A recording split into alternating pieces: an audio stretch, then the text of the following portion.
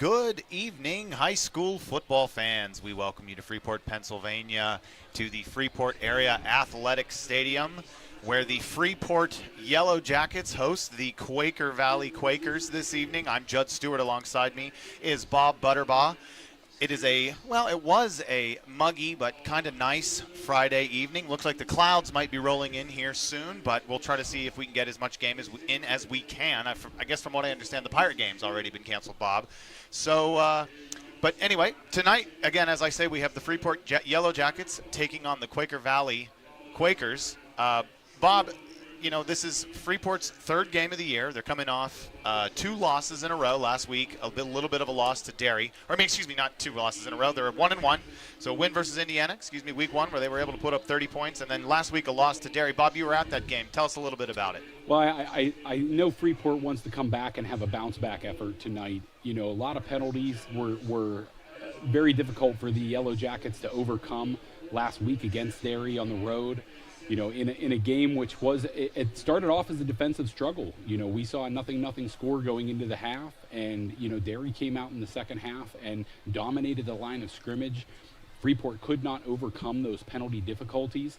So tonight, the keys for Freeport is certainly going to be getting back to the dominance we saw from the offensive and defensive lines at Indiana, getting that offense back on track, moving the football and progressing downfield, and avoiding the penalties. You know, the pre-snap penalties, the after the play 15-yard penalties, you know, those were all very difficult for the Yellowjackets to be able to overcome the week before. I'm sure they're going to come into this game, Judd, well-conditioned.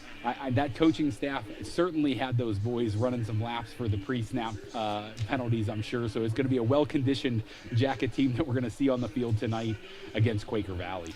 Well, and as we mentioned earlier, it is a Friday night here at the Hive, as they say, Friday night here in Freeport, Pennsylvania. First game of the year. Bob, I know you've been to many of these as a longtime Freeport alumni, supporter, every kind of thing. Tell me a little bit about what the atmosphere is going to be like here this evening. Well, I expect it to be pretty electric. We've got a packed house tonight. You've got the Freeport, you know, mini cheerleaders out here. So we've got a lot of parents from the elementary school age to the seniors supporting the Jackets tonight. It should be a fun crowd. You know, Quaker Valley coming to town, you know, I know is an opportunity for the Yellowjackets to get back on a winning track, or at least that's the attitude within the stadium tonight. They want to come out fast, come out strong, and, you know, really set a tone in this game early. And I think they're going to get a boost from not only that fantastic student section that we see already packed down there, students already standing and ready to go, and those parents and especially those mini camp cheerleaders that are down there in the front row, certainly excited, and the Yellow Jacket players are going to certainly be pumped up coming out on the field here in just a moment. Well, we've spent a lot of time this evening talking to you about the Yellowjackets. Let's tell you a little bit about the Quaker Valley Quakers. So they came into tonight's game 0-1.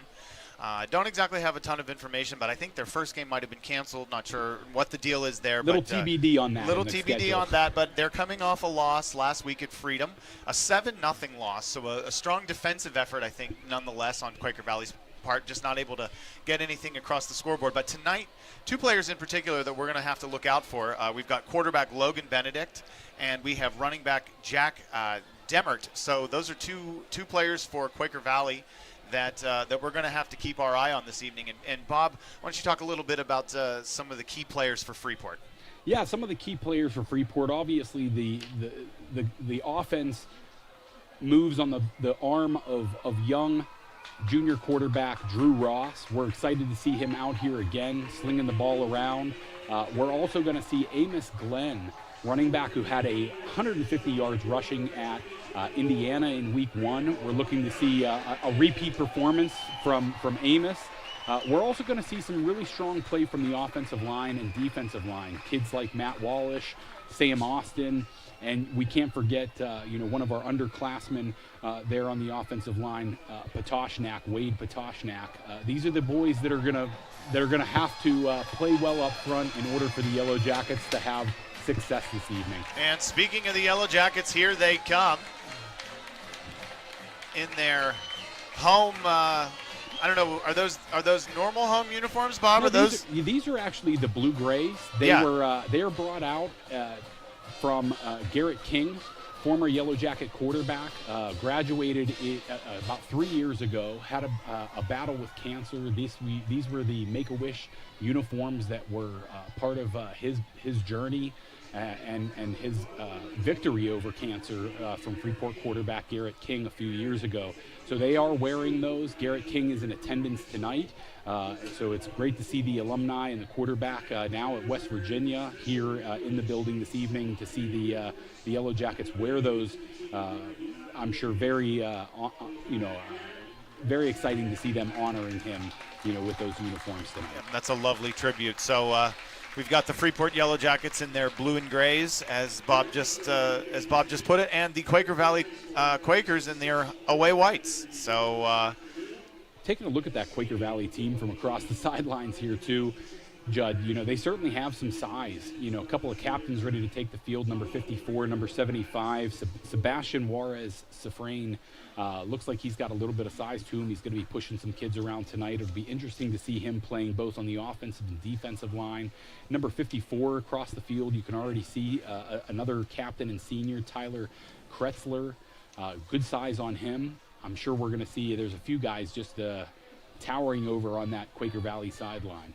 Well, I think that's an interesting point, Bob, is that we're looking at, I'm just now looking down at my notes here. I've got 1, 2, 3, 4, 5, 6, 7, 8, 9, 10 total seniors playing in tonight's game. So there's a decent amount of experience out on the field. That's accumulative. That's on both sides of the coin here tonight. So yeah, but we'll certainly see quite a few underclassmen for both squads out there. When you've got 5 seniors on both sides, and from what I understand, all of the seniors are gonna take the field tonight, or the majority of those that you mentioned will be taking the field tonight. But we're also going to be relying heavily on both sides with underclassmen. I know Freeport's got quite a few standout sophomores as well as juniors. A couple of sophomores that you might want to keep an eye out for, that are going to get some playing time. Cam Menke has done some good things. Last week we saw Camden Schlegel, a sophomore outside linebacker, really terrorizing Derry throughout the game. I would say he was really one of the players of the game on the Freeport defense last week. Be interesting to see if he gets a lot of snaps again this week. I would expect to see that after the performance he had against Derry. And looks like we've got a coin flip here. Would appear that looks like the Jackets won and deferred. Yep, Jackets won the toss. They will defer their kickoff to the second half. It's what Derry did against Freeport last week. They deferred, and it worked out for them, getting a quick 3 and out to start the game. I think Coach Gaylott, Derry won the toss last week and deferred. Gaylott taking that same strategy when they win the coin toss this week. We see the Freeport Yellow Jackets down in their traditional pregame moment of silence, prayer, if you will. And you mentioned the head coach, John Gaylott, the Freeport head coach, as well as the head coach, Jason Kappa, for the Quaker Valley Quakers. So those two will be stewarding the sidelines on either side for you this evening. And it's hard to say in week 3, Judd, that either of these coaches are in desperation mode, but both of these coaches coming into this game want to win on their resume. It's going to make the rest of the schedule look a lot better if they can get the W tonight. So I expect to see a very hard-fought game from each team out here tonight. Quaker, getting that week 1 bye in the opportunity to have that Keystone Oaks game, for whatever reason, as we mentioned, did not take place in week 1. So Quaker Valley, I'm sure they're itching to get underway and start getting some games and minutes and quarters under their belt. And as we mentioned, Freeport able to put up 30 points week 1, only 7 in week 2. So I'm sure they're looking to bounce back on the offensive side of the ball as well. And they had 21 points hung on them last week as well. So I'm sure the defense is looking for a bounce back game too. All in the second half too of that game, Judd. And here we are. And Freeport will make that tackle as the return man gets up just over the 30. Bit of a short kick there. Yeah, it was a bit of a squib. Yeah, a bit of a squib. The up man took that ball, and they're going to start off with pretty decent field position here for Quaker Valley. Yeah, Quaker Valley will take over here at the 33. So 1st and 10. I was going to ask there, Judd, what is the Quaker Valley mascot? It flew right out of my head. Wouldn't you know it? It is the Quakers. The Quaker Valley Quakers. That'll make it easier for me to remember for the rest of the game. Right. Looks like we're going to move to the far hash. So a little bit of a ball placement adjustment. Looks like we are underway.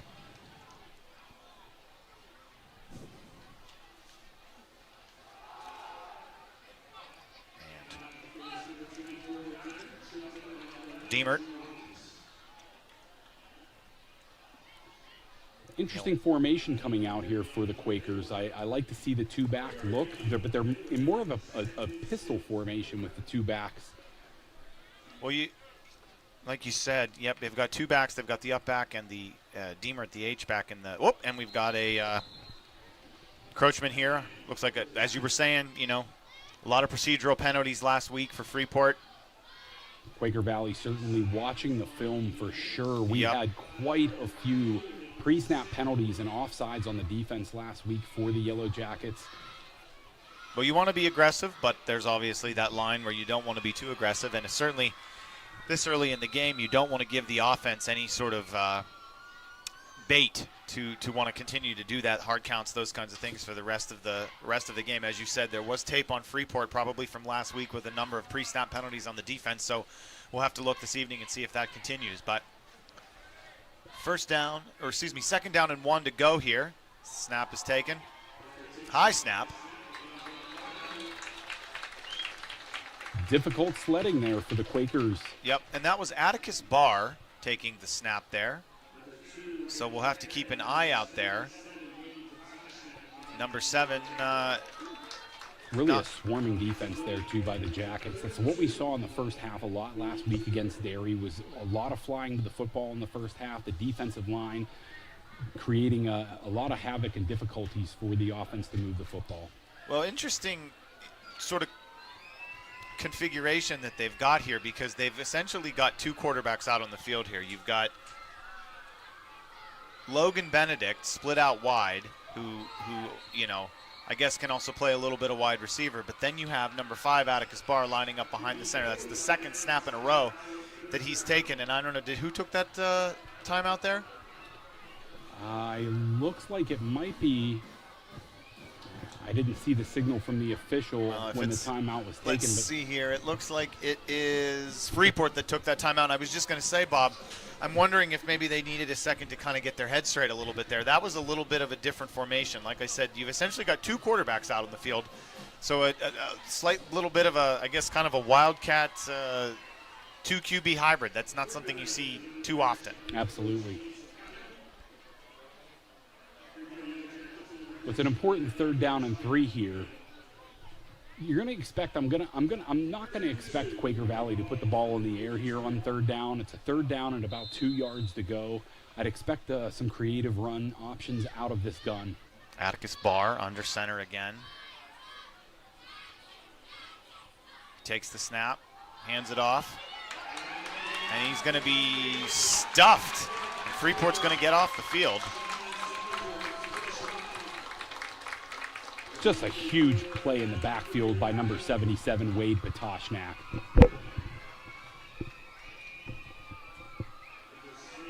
Just an absolutely fantastic play in the backfield by Wade.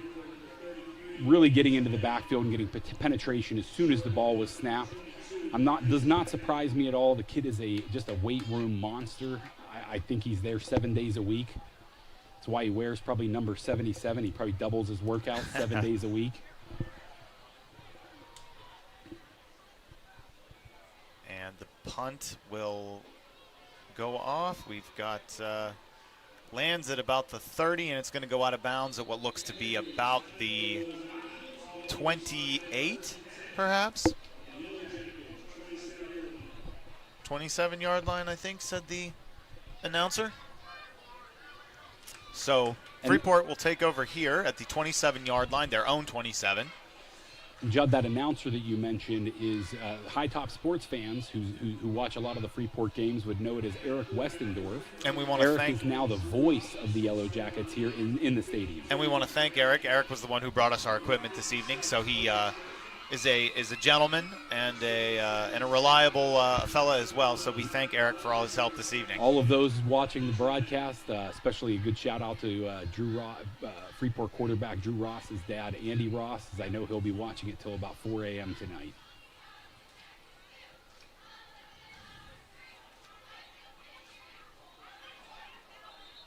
And let's see here. That play did not gain. That's tough sledding out there right very now for tough Amos sledding. Glenn. Yeah, Amos Glenn not able to get too much there. I'm not even sure if he gained a yard on that play. Penetration right away for the Quakers, 3 right yards. off the inside handoff there to Amos Glenn by quarterback Drew Ross. Penetration right away from the inside or interior of that defensive line for the Quakers.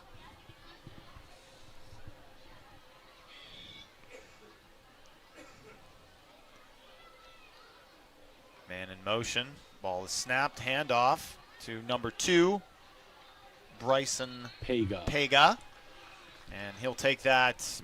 Looks to be about maybe 3-4 yards up the field.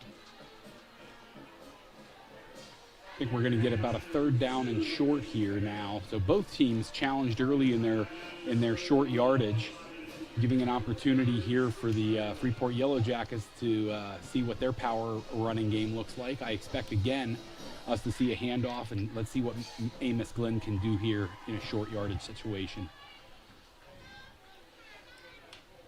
Ball is snapped to Ross. He hands, oh, no, yes, he does hand that off, and Quaker Valley was ready for it. Immediate penetration there from the from the left side of that Quaker Valley defense. Number 44 for Quaker Valley. Looks like Josh Odom maybe getting in there very quickly. I might have an incorrect number if I'm calling that. I'm not seeing it. Oh, yep. Number 44, Josh Odom out there. It's like an inside linebacker for the Quakers. So looks that Judah Thompson gets the punt off. And they touch that ball. Freeport needs to fall on it, and I think they do. I'm not exactly sure what the return man for Quaker Valley was thinking there. It was almost like he just sort of forgot what he was doing. He stepped right into that football. Somebody needed to be yelling fire, fire, fire for him to get away from that thing, and instead it's going to go Freeport's way. Indeed, they do say it's Freeport's football. So Freeport catching a huge, huge break here in the first half. It's kind of a mental lapse there, Bob. I'm not quite sure what that return man was thinking. Somebody needed to get out of in his head, tell him to get out of the way there. Yeah, you know what? I got to put the responsibility on the rest of his special teams unit out there. Like you said, somebody's got to be yelling fire and telling him to get away from that punt. So that mistake is now Freeport's advantage. Great field position here for the Yellowjackets. Pega goes in motion. Ross takes the snap. He looks. He fires. He's got a man downfield. That's number 13. And he just overthrew Madden Wisniewski. He had him, Bob. He had him by a step or two, and Drew Ross just overthrew him a bit down there just overthrew him a bit down that far side. I think Ross got a little bit excited. He saw him break behind the defender there, get good separation. Really good protection by that offensive line. Nice pocket. He stepped up, had plenty of time to throw, and I think you're exactly right, just overthrew him. Might be a little bit the hype of the mini cheerleaders here tonight. I told you everybody on that Freeport team's going to be excited. That's right. That's what the home opener will do, and we have another timeout here. We're going to have another Freeport timeout. So in the meantime, I want to thank Body Revolution this evening. I mean, we've got tons of sponsors we'll be thanking this evening, but to start, we want to thank Body Revolution for sponsoring our scoreboard this evening. We'll do a really good job of making sure we keep you on the correct quarter this week. That's right. I know we had a very, very, very long second quarter last week. So 7 minutes and 50 seconds here to go in this first quarter. Friday night here on High Top Sports Network. Judd Stewart along with Bob Butterbaugh here. And I think, Bob, at first when I saw these clouds rolling in, I thought it looked like a storm was imminent, but it kind of looks like they're breaking up a little bit. I think we might luck out here. We just might. And the storm may pass us. There's not too much wind, which I think is a good sign. So 2nd and 10 here on the Quaker Valley 35 as Drew Ross is ready to go here. The Freeport Yellowjackets with a huge opportunity on that last play, so they'll look to capitalize here on 2nd down. Handoff to Glenn met again quickly in the backfield. They've got to really get that penetration. They're firing off and hitting those gaps very quickly from the Quaker side of the field. Obviously we got to get some counters or maybe even some cross-buck type runs in there. Trap those guys that are trying to break up field very quickly. So Drew Ross in the back, Amos Glenn, in the backfield. Pega in motion again. Ross steps back. He's got plenty of time. He steps up. He's got a man downfield again. Nice coverage down the field by number 19, Jaden Giuliano. That was a big play there, Bob. Yeah, not quite the separation we saw from Wisniewski on the earlier deep ball, but certainly a catchable pass. Just a great defensive play there on Quaker's side of the field in order to force the Jackets into what appears to be a punt. I think they are bringing the punter out. Judah Thompson taking the field to punt on this 4th down. Apologies to everyone for the knock on the mic there. And as we mentioned on the loud, so he'll take the punt. And that punt is up. It's a little bit short, but it is going to take a Quaker Valley bounce and head into the end zone. But no, the official is going to say that Freeport was able to down that ball at the 1. Wow. So I guess they're going to say he had control of it before. I do see the officials still having a little bit of a conversation there. Very nice play by Freeport nonetheless. Good hustle there on the special teams to keep that ball from going into the end zone. But I think that head referee is certainly using the trust but verify approach to his squad here, making sure that he's convinced that he had control prior to that ball getting into the end zone. And they're going to say that he did. Yes. So backed way up in their own end, then Quaker will start this drive. Tough sledding here for Quaker Valley. It's going to fire up the Freeport fan base if we can put 2 points on the board early. Atticus Barr back at the quarterback position again. He hands the ball off to Diemert. Diemert with a nice run right up the middle. Yeah, it's going to give the Quaker Valley team a little bit of breathing room here. Can operate with a lot more of the playbook when you get to the 10-yard line than you can when you're backed up on your own half-yard line. So 2nd down and 4 here. Ball on the 7-yard line of Quaker Valley. Barr in the shotgun. He's got Deemer to his right.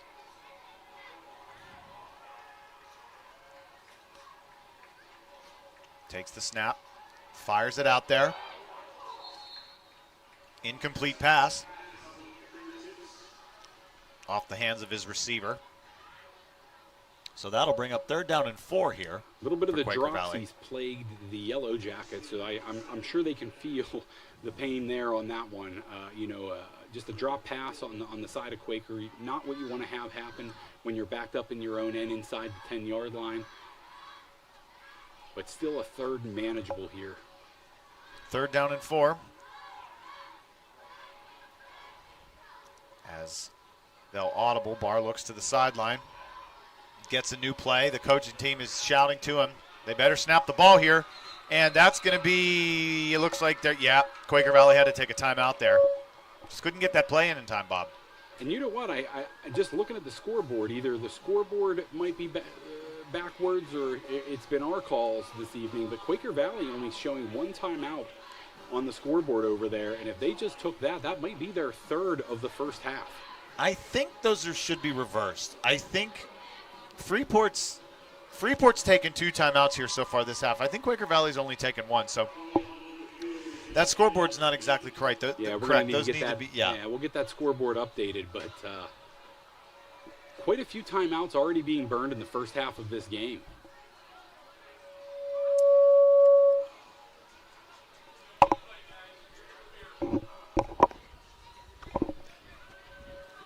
So sorry about that. I'm not sure where that feedback's coming from there. Might be me getting maybe too close to the camera there. We'll see. I certainly want to get that fixed for you listeners at home. And it would appear that there has been lightning in the area, folks. So the game has been put on hold. They're getting both teams off the field. So we are going to go to a pause here. But in the meantime, before we do, let's hit some commercials maybe, huh? Let's get a couple of commercials in here. Don't walk away from your no. laptop, television, cell phone, whatever you're watching on right now. As I said to start, we want to thank Body Revolution this evening for the sponsorship of tonight's scoreboard. Body Revolution, located at 210 High Street in downtown Freeport, is a 24/7 fitness center. It offers unmatched affordability, all new equipment, personal training, and more. Body Revolution, it's privately owned. It's a fitness training and group fitness center with a strong commitment towards personalized service and individual attention for those seeking to achieve a healthier lifestyle. Aren't we all? Membership rates as low as $21.99 per month, and there are never any gimmicks or hidden fees. So to learn more, please visit them online at bodyrevolutioncenter.com. That is bodyrevolutioncenter.com, or give them a call at 724-295-2831. That's 724-295-2831 for more details. So we are going to step aside here for just a minute. As we said, there apparently has been a weather warning in the area. They are telling folks to seek shelter elsewhere, get off those metal bleachers, because there has been lightning in the area. So they've sent both teams off the field. And if we have any updates for you, we will let you know. But for the time being, I'm Judd Stewart right alongside Bob Butterbaugh. We will be back.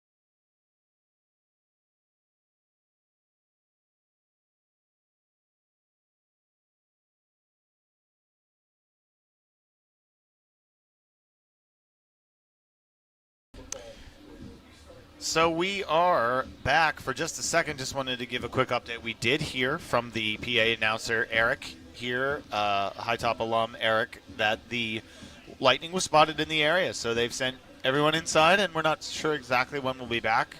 The sky looks a little bit more ominous than it did earlier this evening. So hang tight with us here. While I have a moment, one more time want to thank Steffi's Country Catering, another one of our wonderful sponsors here this evening. Steffi's Country Catering has been voted Best of the Best Gold Award winner for Best Caterer 3 years running by readers of the Leader Times, and it's no mystery as to why folks come from far and wide to get a heaping helping of Steffi's home-cooked goodness. Whether you need to cater a large event like a wedding reception or a graduation party, or you're just in the mood for a fantastic meal on a Sunday, Steffi's has everything you need to satisfy any appetite. Make sure to check out their award-winning desserts, and don't forget to check Facebook for their Sunday takeout specials. Search Terry Steffi on Facebook or give them a call at 724-548-5047. That's 724-548-5047, and you will be stuffed and smiling thanks to Steffi's. And we want to once again thank Steffi's Country Catering for sponsoring us here this evening. So if you're just tuning in, it is a 0-0 football game here on a Friday night in Freeport, Pennsylvania. There has been lightning spotted in the area, and we're not sure exactly when things will resume. So we are going to take a short break for a minute here, but I do think my colleague here, Bob, has a quick update for you if you'd like to give us some scores from around the league, Well, Bob. it might be a little bit early for some of those scores to be coming in on the Trib updates there that I pulled up, but we've got a really big night of Class 3A football happening tonight, so I do hope that the weather, maybe some of these other games are going to continue on. We've got Aliquippa playing Avonworth. That's a really big game. Avonworth playing deep into the playoffs the last several years. Everybody knows who Aliquippa is. They're the big bad monster, of high school football here in Western Pennsylvania. We've got a matchup between Baldwin and West Mifflin tonight in 3A. We're also seeing Clareton take on Shadyside Academy in another big game. So quite a bit of Elizabeth Forward against East Allegheny. So we'll get those scores to you as they come in this evening. Burrell playing Mount Pleasant. But looks like we've got a lot of 0-0 scores across 3A football right now, and we'll keep you updated to what's going on in the WPIAL and across the Pittsburgh Valley and throughout the evening as we can. So once again, we have a bit of a weather delay here in Freeport, Pennsylvania. 0-0 here at 7:26 p.m. We're going to step away, but please do stay with us on High Top Sports Network. This is Judd Stewart and Bob Butterbaugh signing off for now. Thank you.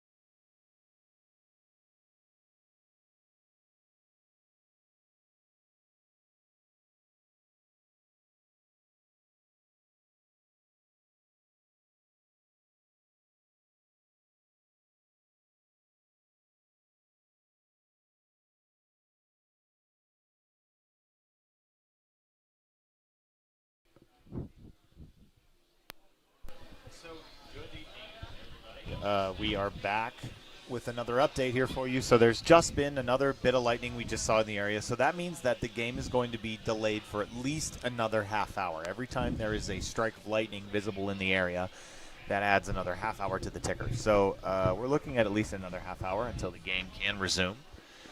In the meantime, we want to just kind of give another thanks to one of our one of our sponsors, Bird's Foot Golf Club. Bird's Foot Golf Club is a challenging course featuring 18 distinct holes, including 4 of the area's toughest par 3s, and it's nestled amongst the rolling hills of the Big Buffalo Creek Valley.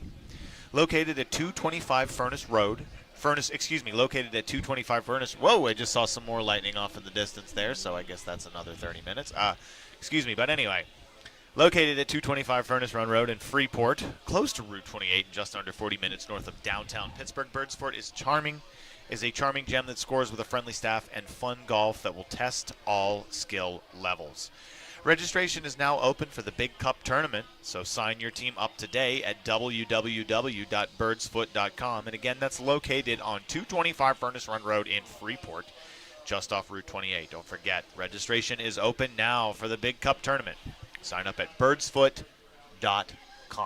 We hope you stick with us, folks, because we're going to kind of try and get Judd Stewart to do some karaoke here. No, I'm just joking. Okay. All right. Well, I don't know what they were just. I don't know. I've heard it. Whoop, and there's more lightning. Judd, you got to give the people what they want, and I think your singing voice is exactly what we're looking for. Now, I'm just joking again, folks. We're trying to get up some scores here across the WPIAL for you, but the lightning and rain that is coming into the area seems to be also wreaking havoc on the Wi-Fi and internet. So we'll get those scores to you as soon as we have them, and hopefully we can resume play, though I do see more people leaving the field.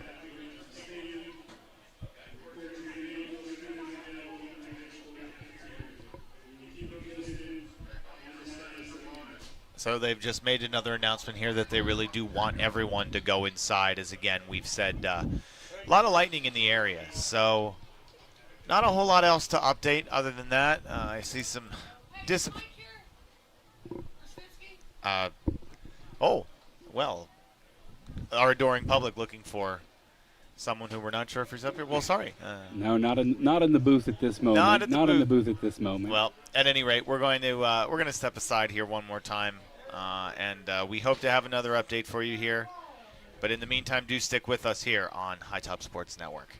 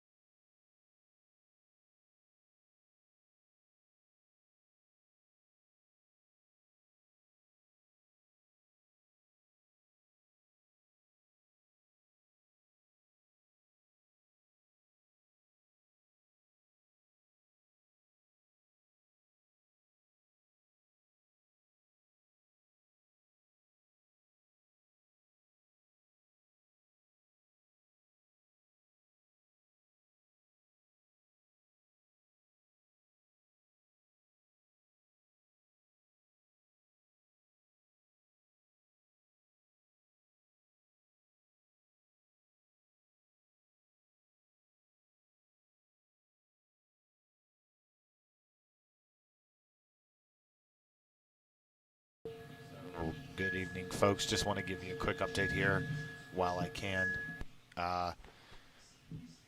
Looks like at the earliest that this game could come back would be about 8:31, I think they said, because we've seen more lightning in the area, and every time there's a lightning strike, it delays the game by 30 minutes. So we have seen more lightning, which means that we're going to have to wait another 30 minutes.